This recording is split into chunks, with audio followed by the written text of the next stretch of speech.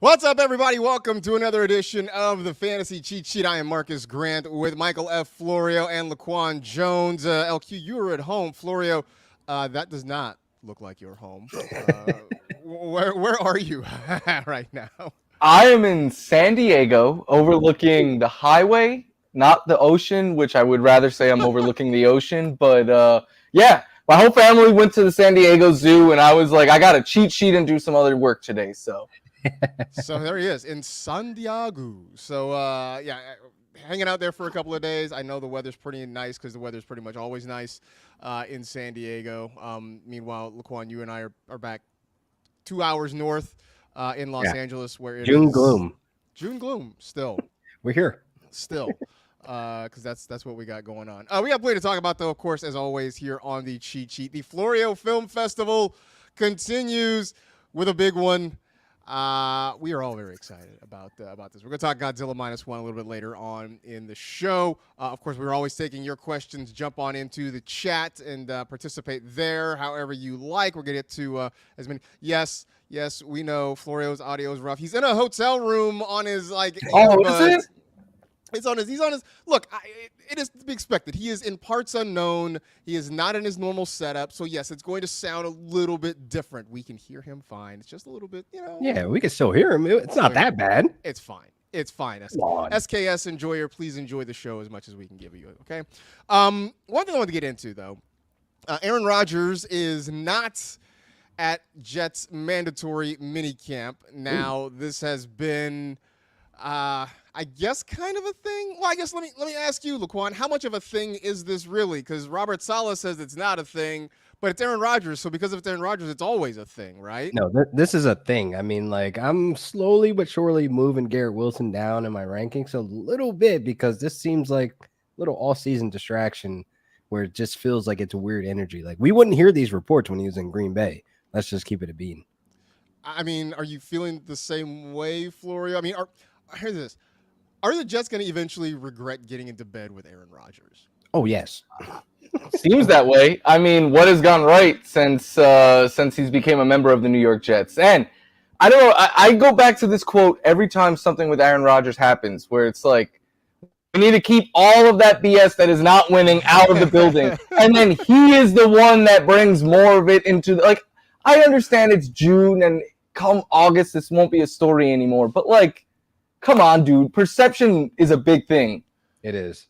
Yeah, I mean, it's very much, we're all trying to find the guy who did this, right? Like, it just sort of feels that way. And, the Jets can put a positive spin on it, say, hey, look, we knew this was coming. And even though it's not, excused that there's no issues here within the building, I don't know, man. You spent that much money on a 40-year-old quarterback who played all of 4 snaps for you last year and has been – in the news this entire offseason for things other than football, again, I'm trying to search if we found the reason. Like, where did he go? Nobody knows. I mean, somebody knows, but they're not saying. Darkness. Darkness. I mean, another retreat.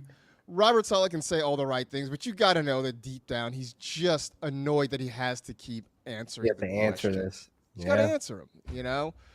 So who knows? Look, maybe Rodgers comes back and everything's fine, and he plays really good, and the Jets go to the playoffs or whatever. But this is just one more thing to sort of stack up in the list, especially if things don't work out for. There's been more off-field distractions than snaps played by Aaron Rodgers as a member of the New York Jets. Yeah. My friend. Mr. Scampers says this opinion I think is the one certainly that Jets fans are holding right now. That it's not a big deal that the Jets handled it poorly. The Jets handled something poorly? Shocker. That should never happen. Yeah, I mean maybe it is. But again, because it's Aaron Rodgers and because of his recent history, it's always going to be a big deal, whatever it is. Ooh, how about this one? On a scale of 1 to 10, how bad is it that the New England area is about to get another championship, and why is the answer a solid 11.5? Yeah, no, it is. This is awful. It is straight up awful that the Boston Celtics are bad. 1 game away. And the one, while it's going to be an obnoxious Boston summer, it's going to be a summer of sadness in the Metroplex because the Dallas Stars got bounced in the Western Conference Finals. The Mavericks are getting run through in the NBA Finals.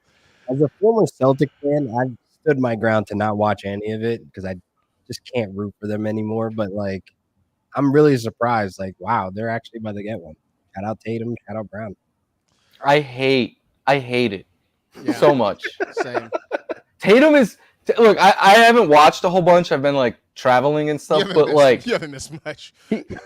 he's box score numbers. Tatum isn't lighting it up, and like he's gonna get a ring and get all the superstar treatment and everything. And it's like your team is just loaded from top. The rest of the NBA GMs have to take a hard look in the mirror and be like, why did we give this Celtics team Drew Holiday for nothing and Derek White and KP? It just goes on. Yeah, I mean, it just look. I'll say this: if there's one thing that New Yorkers and Californians can unite on, it's that we don't want to see Boston area teams win championships.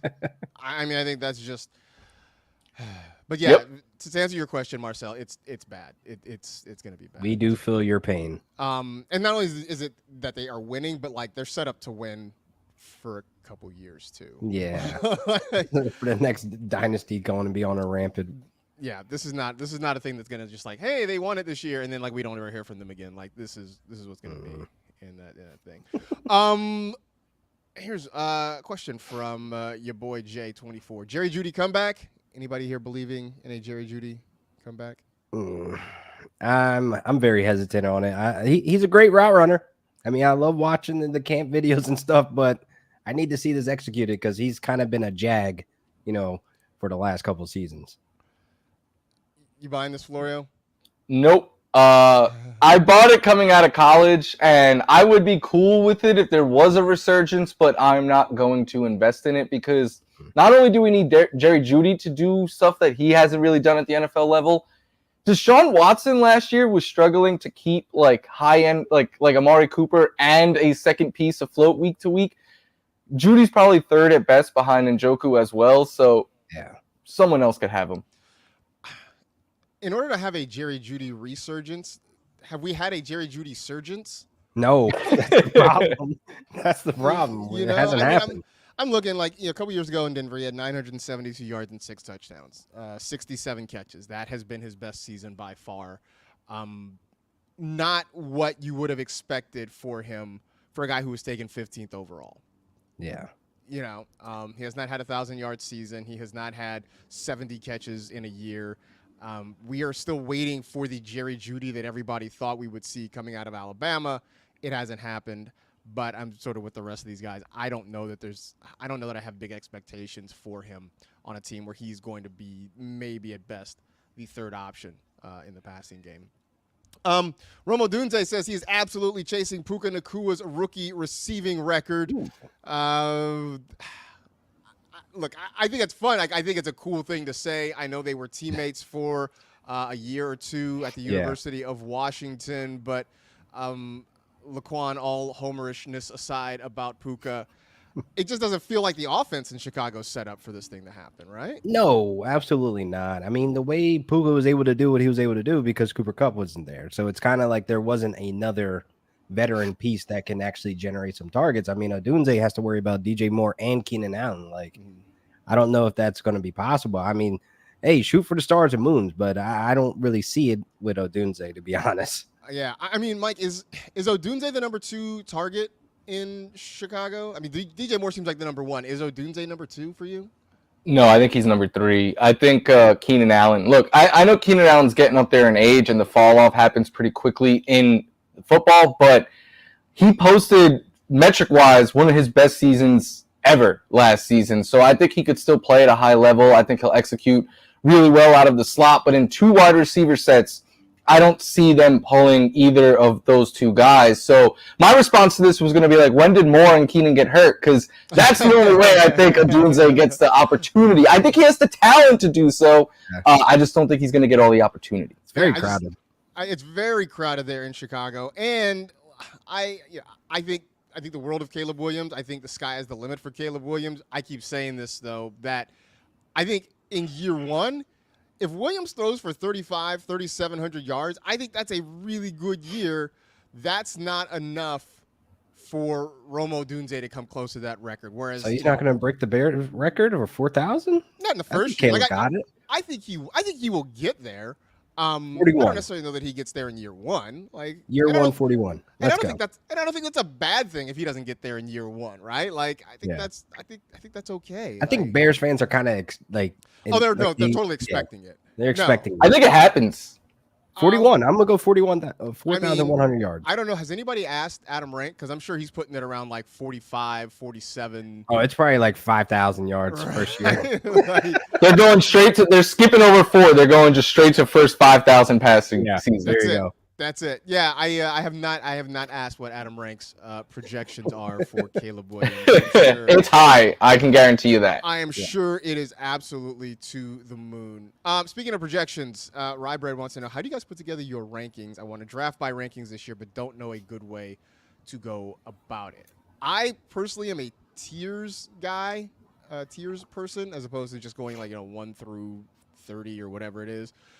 Just because I think when you do numerical rankings, sometimes you sort of get fixated on a player, whereas if it's a tier sort of thing, you're like, okay, so I missed out on, Sam Laporta, but another guy, Travis Kelce is right there, or Trey McBride is right there, whatever. I think you can sort of, at least for me, it gives me a little bit more flexibility in my thinking when I figure out tiers.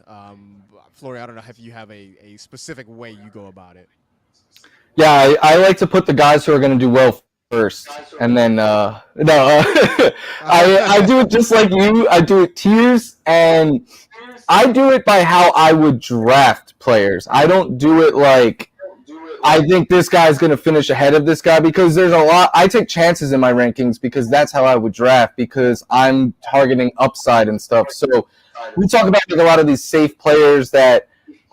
I'm always like, this guy's I guarantee you he's gonna finish higher than I rank him, and I know that, but I would take all of these players ahead of him because I think this person has much more upside and could change the dynamic of my team. So that's how I rank. I truly do it like I'm drafting and not like I'm ranking for like a grade at the end of the year. How do you do it? Yeah. So I was about to say same way. Tiers are way better. I feel like that's the way where you can use as a cheat sheet. Hey, cheat sheet, nice plug there. But for your drafts. So I feel as though like tiers, you will always like have the guys in a bunch of where you're okay with, instead of doing like 1 through like 70 players. Like I don't feel as though that's going to be helpful for you. Got a ton of questions in the chat. Appreciate you guys showing up in this one. Let's see. Let's go. From Devin. Can we expect the same Josh Jacobs in Green Bay that we saw in Vegas, Laquan? I think you'll see somewhat similar workload. I don't know if it'll be executed the way where he got, as much as work, because you have Marshawn Lloyd there, and they're already like setting a little seeds that they want to get him involved to kind of give Jacobs a win. But ultimately, it still will be Josh Jacobs' backfield. I just don't think we're going to see Josh Jacobs like RB1 numbers that we saw over there in Vegas. All right. Let's see this one. I'll give this to you, Florio. If somebody wanted to do a stack with CJ Stroud, which wide receiver should they take?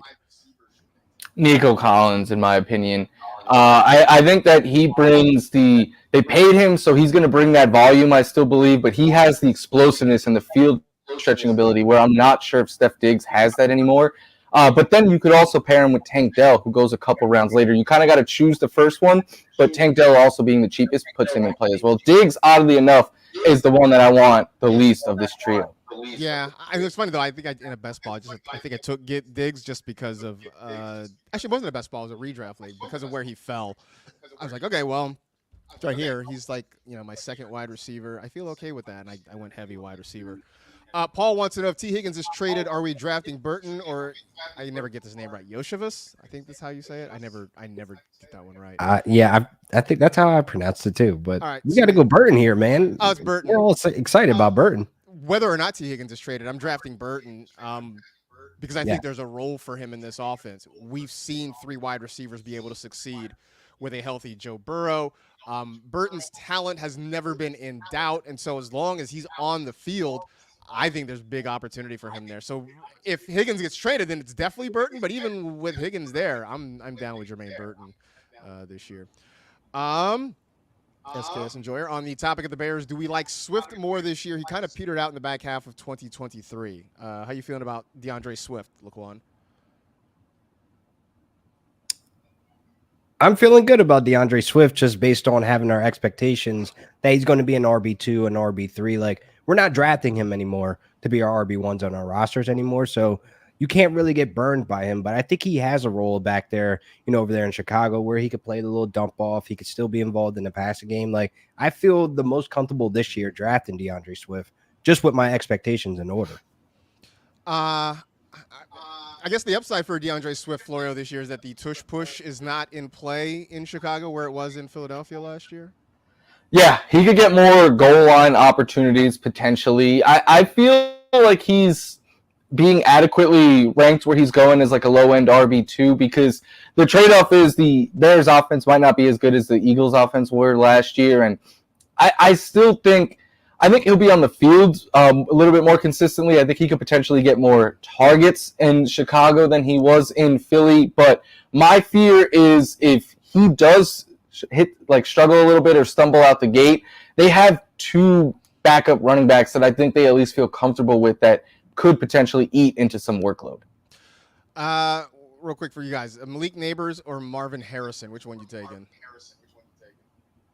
Ooh, Marvin Harrison. Yeah, I mean, between the two of them, Marvin Harrison. I have him as my wide receiver 8. That might be crazy to some. Considering where he's going in drafts, I don't think that is completely crazy. Maybe it might be a touch higher than a lot of people, but I don't think it's like way out of bounds. I like the quarterback. I got him at wide receiver 12 in my rankings. Yeah, 12 right now for me. He could move up. QB situation's better for him than it is for Malik Neighbors in New York. Yeah. How do you feel about Joe Mixon and Zach Moss, Florio? Mixon, I like at where he's going right now because I don't think a whole lot. Like, I know he's changed teams and stuff, but I still think he's going to dominate volume there for the Texans. And I think C.J. Stroud being such a good downfield thrower is going to help open up a lot of running lanes for him. And maybe he doesn't get as many targets as he did from Joe Burrow, but he's going later than ever. And I still think he is a shot worth taking where he's going right now. And then Zach Moss is a good value in my opinion because I think he's going to be the heavy side of the platoon there with Chase Brown, where Brown might get some of the more valuable passing down situations, but Moss could get sprinkled in there. I think Moss will be the goal line runner, and he's going to be, in my opinion, the lead back on what could be one of the best offenses in football if Joe Burrow stays healthy, and you're getting him as an RB3 right now. Laquan, any interest in either Dameon Pierce or Chase Brown? Or I guess a better question is, which one is more interesting to you? Probably Chase Brown. I think Dameon Pierce will find his mold and his gel on the special teams. I mean, it's kind of been hinted at, the last couple of seasons, but I feel as though that Joe Mixon can still carry that workload where he won't need that much of a breather. And like you said, Mixon's not going to be involved as much in the passing game, maybe. So like he'll be able to run between the tackles, run outside. It'd be more useful there. I just would rather take my chances with Chase Brown because honestly, I don't think Zach Moss is ready to actually perform at a high levels like he did in Indy with that O-line because the Bengals O-line has been shaky the last couple of seasons. And we saw Mixon get it out of the mud. Like he was able to get 1,000 yards with probably the worst O-line there. I don't know if Zach Moss is ready for that type of life right now with that O-line. It's funny because I'm not drafting Dameon Pierce, but I have a feeling that I could change my tune when we get to August. Who knows what happens, right, with the workload and the role that they have for him there behind Joe Mixon. So but good. I could see. I think Mixon is fine. I think he landed in a really good spot for him. I think that was the best possible scenario. He wasn't going to be in Cincinnati. But I also am not sold that they're just completely washing their hands of Dameon Pierce and they're just going to make him a special teams guy. I hope not. Look, I really hope not. And I'm saying this, I'm drafting him as a depth guy, right? Like, I'm not counting on big things from him, but I could probably talk myself into drafting him a few times, especially in best ball when we get closer to the start of the season. I just keep hoping he changes teams. Yeah. Put him on the Chargers or the Cowboys, please. Which, by the way, Gus Edwards is hurt. Apparently, it's not serious, but it is worth, Kamani Vidal. That's all I'm going to say. Don't root against the Gus Bus, man. I know, man. Like I like Kamani Vidal. That's my guy. I like Kamani Vidal, but I'm not. No. If we get to again early August and they're talking about him still being hurt, then like maybe I can jump more on that. But I'm still not out on Gus completely. Yeah, you still Um, have J.K. Dobbins there, but we're hopeful. Hazelnut says, "I like New York in June. How about you? How about New York in July? You guys being from the tri-state area, have you ever have one or both of you ever been to the hot dog eating contest in person? No. No. Been to Coney Island many times, but never on the 4th of July. It does seem like a thing that, like, if I'm a local, I would absolutely hate doing. Like, it feels like that would be a touristy thing. I would totally stay away from that if I lived out It's like there. the New Year's Eve ball. Like, Yeah. no actual person who lives in New York goes anywhere near Times Square that day. Yeah, no, I get that completely. But anyway, the big story out of this, Joey Chestnut, who is from my hometown of Vallejo, California, has been banned from this year's Nathan's hot dog eating contest because he apparently agreed to represent the vegan brand Impossible Foods instead of Nathan's. He put out a statement basically saying that he doesn't have a contract with either Nathan's or Major League Eating. Basically, this is him trying to get a sponsorship deal. I don't know. This feels like if, like, I don't know, Patrick Mahomes got banned from the Super Bowl because he did an ad for, like, artificial turf or something. I mean, Certain athletes are bigger than their sports. Joey Chestnut is one of them. Joey Chestnut is bigger than the sport. I think they're gonna bring him He's back. the glizzy god. Like after this year, when like the winning person eats like 12 hot dogs, right? They're gonna be like, oh, we should probably bring Joey back. Like this is not. Did you see what he's doing instead? Yes, him and Kobayashi. It's like a one-on-one on Netflix, September 2nd. Which, as a friend of mine pointed out, like it would have been much more of a flex if they just moved this to July 4th. They really should have, because I think Netflix would outdraw the actual hot dog eating contest. You've got, I mean, it would, it'd be the GOAT. It'd be like a home run hitting contest between, like, Shohei and Barry Bonds, right? Like, it would, like, why wouldn't you put this up against, like, the other thing that now has zero star power? Yeah, this feels like The Rock versus Stone Cold, like how epic this battle is, like how they're serving it up. Like this is like peak like rivalry here. I mean, they are, but let's not forget, like the reason Kobayashi hasn't been in the contest for years is because, like, at some point Joey Chestnut just blew past him. Yeah, Joey Chestnut's the GOAT, but Marcus, it was one of the weeks you were out. We actually spoke about Kobayashi on Cheat Sheet because he no longer feels hungry. Because he had to train his brain not to feel full. So he apparently went 3 full days once before he realized, like, hey, I need to eat food or I'm not going to live. And, like, maybe we shouldn't be making this guy stuff himself full of hot dogs for our entertainment. Yes, for, in real actual human purposes, like, competitive eating is probably not a thing we should cheer on. It's also a thing that pretty much only happens in America, right? Like, we're like the only country that just is like, we made a sport. We're like, gorge yourself so we can laugh. Right, exactly. Of course, before we get done, like, we're getting close to the end. Like, we can't go through this whole episode without our Florio Film Festival. I believe, Susie, do we have music for this? I think we do. I don't know. Maybe we don't. I don't know. But anyway, Godzilla -1. I've been hyping this movie to you guys for months. I know, Laquan, you saw it in the theater. I was lucky enough to see it in the theater. It's finally on Netflix. Florio, you got to experience it for the first time. You are a Godzilla guy. I give the floor to you on your thoughts on Godzilla -1. 95% awesome. I love the movie. This is what a Godzilla movie should be. Like, in the American version of Godzilla, like, we train him to fight with us, and, like, no, that wouldn't. He's the monster. He's the bad guy, and that's what I loved about this, is that, like, it's purely based on, like, we need to stop this thing before he just destroys us, and, like, yeah, the army's like, it's your problem, guys. That seems pretty realistic. I really enjoyed it. It's cool, too, because at certain parts, you're like, I'm just watching the life of a young family, and then you're like, oh, no, wait, there's this thing under the water that is just gonna come at some point. The only thing I didn't love was the very end. They went a little Fast and the Furious on us and brought someone back from the dead. But besides that, I thought it was almost a flawless movie. The only thing I'll say is at the very end, when they're, like, the planes and the boats and everything is shooting at Godzilla, I was rooting for Godzilla because I'm like, he didn't ask to be born. We created him, and now we're killing him for living in his world. Like, come on. So I loved it though. Awesome movie. I will say this Godzilla is actually terrifying. Like actually terrifying. Like the ones in the American movies, scary. The best description I've heard is like the legendary picture, the MonsterVerse movies. It's like watching a kid smash his toys together and just like kick over buildings or whatever. Like in this one, the first time you see Godzilla, right at the very beginning of the movie, when he like is on the island and stuff, like that was legitimately terrifying. When he's like kicking things over, stomping on people, like eating people, biting people. It just was.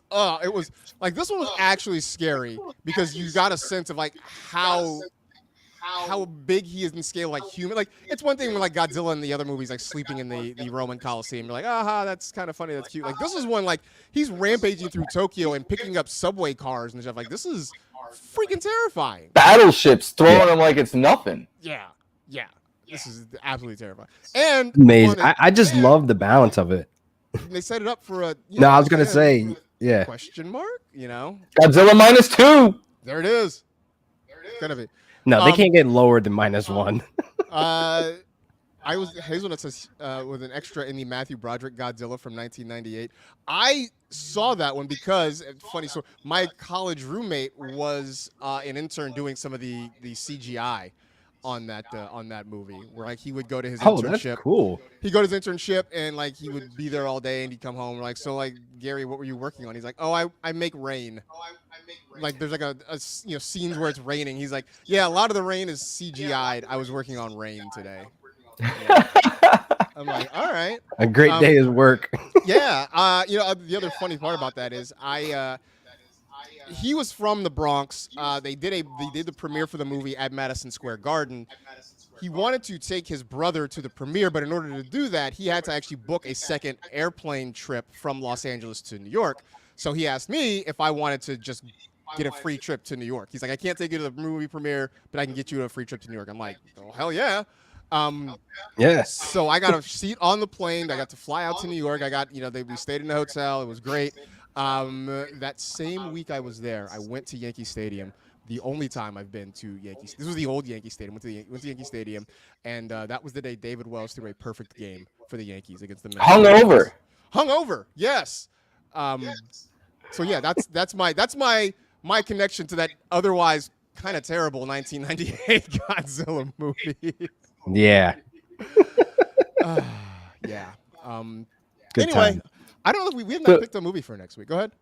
I was just saying the greatest thing too about the movie I thought was not just that it didn't center around Godzilla, like but the shots. It was a beautifully shot movie. The sound, like it was. I understand why you told me not to watch on the phone now and to watch on a TV because like there was numerous times where like Callie would jump up because I had it so loud, but like it adds so much to the experience. It absolutely does, and just honestly, like you get the buildup of the monster and everything, and like finally when it shows up in Tokyo, and you get the Godzilla music theme for the first time, like it's on par with Captain America finally saying "Avengers Assemble."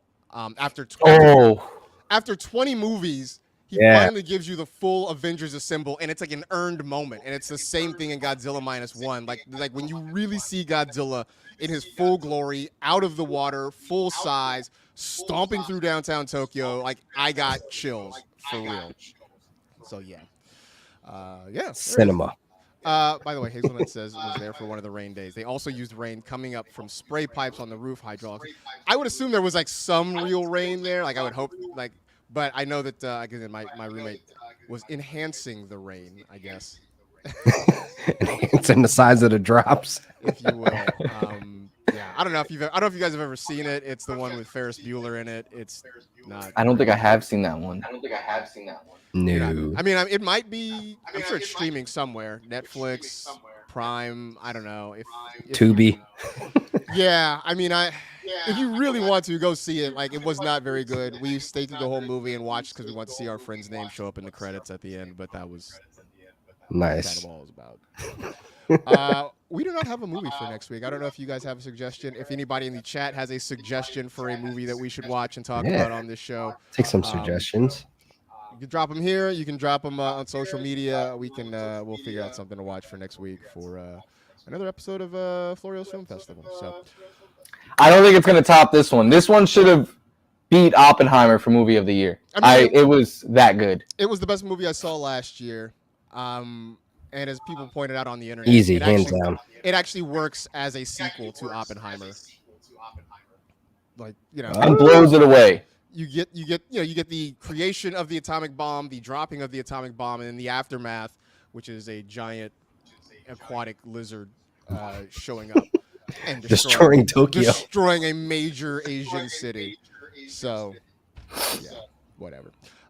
Anyway, we will figure out something to watch for next week. We'll put it up on social media. Maybe we'll put up a poll if we got 2 or 3. I know. Wait, Laquan, you said your grandma had some options for us, right? Yeah, she's a '90s action fanatic, and it's kind of crazy because I'm like, why didn't I ask you from the beginning? Like, you were the library. Like, all those movies I watched as a kid are from her. Like the Chuck Norris's, the Jean-Claude Van Damme movies, like all the bad movies, like Time Cop, like. Yeah, that's from her. Shout out to my grandma. I will watch The Big Lebowski every day of the week if you ask me to. Never seen it. Oh, never seen it. That might be it. Oh, then that might be it. All right, then. Thanks, Hazel. Haven't seen it. I think we may be watching the dude and his misadventures throughout Southern California. I think that's because I can watch The Big Lebowski every day of the week. So maybe that's it. Maybe we'll do that one. We'll put out a poll. We'll put a couple of options to see what people vote for. So I think that's a good spot. We went a little long, but it was fun. It was worthwhile. We answered a lot of questions. We appreciate you guys all jumping in the chat as always. We appreciate you commenting, like, subscribe. Tell 2 friends to tell 2 friends. Thanks to Susie for putting us up and getting us off and running. Florio, enjoy San Diego. Thank you. I'm sure it's going to be like 72 degrees every single day. So, because that's what it always is in San Diego. It's beautiful right now. Always great. And that's why they call themselves America's finest city. I don't know if I fully agree. But while you're down there, go to Hodad's and get a burger. It's a good time.